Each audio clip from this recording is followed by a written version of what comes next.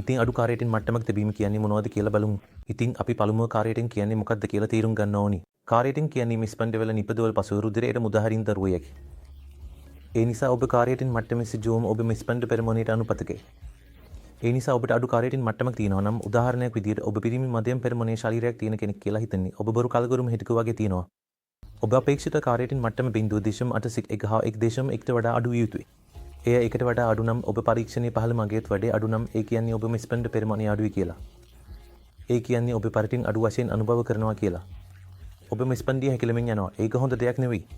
දිගු කාලිනව ඔබ මේ දේවල් කරනකොට ඔබ මිස්පන්ඩ පෙරමුණේ හැකිලමින් යනකොට ඔබ කාර්යයෙන් මට්ටම අඩු වීමෙන් යනකොට ශරීරයේ යම් පෙරමුණක් අතලේතු ඉන්ෆ්ලැමේෂන් ඇතිවිය හැකි. ඒ කියන්නේ ඔබට පෝෂණ හිඟයක් තියෙනවා කියලා සහ ඔබට ආසාදන ඉන්ෆෙක්ෂන්ස් පාසුවෙන් ලබන්න පුළුවන් කියලා.